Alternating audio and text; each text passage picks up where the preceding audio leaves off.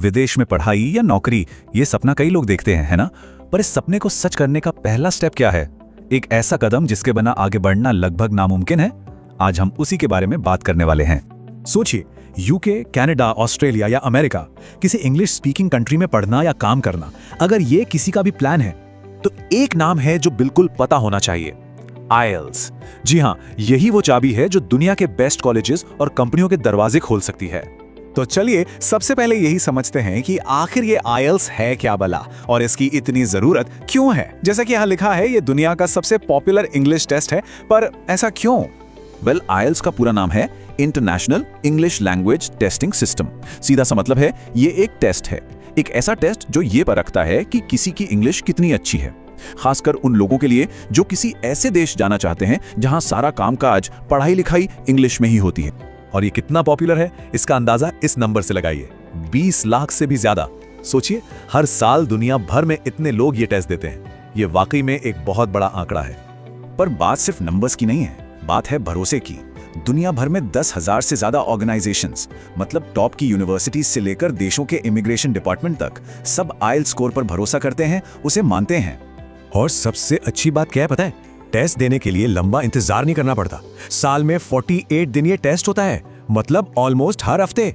तो अपनी तैयारी के हिसाब से आराम से डेट चुनी जा सकती है। काफी सहूलियत है इसमें। तो सवाल उठता है कि ये टेस्ट देना किसे होता है? वेल, मोटे तौर पर 3 तरह के लोगों को इसकी जरूरत पड़ती है। एक, वो स्टूडेंट्स जो बाहर पढ़ने जाना चाहते हैं।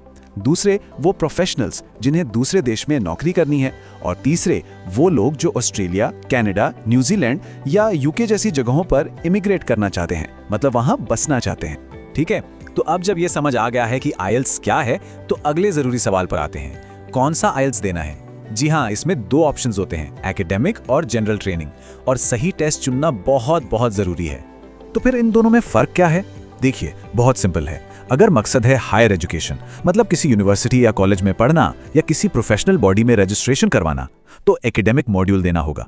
लेकिन अगर कोई वहां काम करने, बसने या कोई नॉन एकेडमिक ट्रेनिंग लेने जा रहा है, तो फिर जनरल ट्रेनिंग उसके लिए है। तो सब कुछ गोल पे डिपेंड करता है। ओके, तो मॉड्यूल चुन लिया, एकेडमिक या जनरल। अब बारी है एग्जाम के फॉर्मेट को समझने की, मतलब टेस्ट में होता क्या क्या है। तो देखिए, आईएलटीएस में टोटल 4 सेक्शन होते हैं और ये पूरा का पूरा टेस्ट लगभग 2 घंटे 45 मिनट तक चलता है। इस टाइम में इंग्लिश लैंग्वेज स्किल्स को हर एंगल से परखा जाता है। तो ये हैं वो 4 सेक्शन, लिसनिंग, रीडिंग, राइटिंग और स्पीकिंग। अब यहाँ एक बहुत इंटरेस्टिंग चीज है, लिसनिंग और स्पीकिंग, ये 2 सेक्शन सबके लिए सेम होते हैं, चाहे एकेडमिक टेस्ट दें या जनरल। लेकिन रीडिंग और राइटिंग सेक्शन, ये दोनों चुने हुए मॉड्यूल के हिसाब से अलग अलग होते हैं। ये जानना बहुत जरूरी है। पहले उन सेक्शंस की बात करते हैं जो सबके लिए कॉमन है। पहला है लिसनिंग।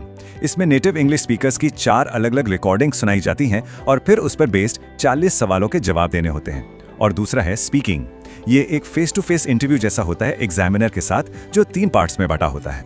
अब आते हैं उन सेक्शंस पर जो मॉड्यूल के हिसाब से बदलते हैं, यानी रीडिंग और राइटिंग।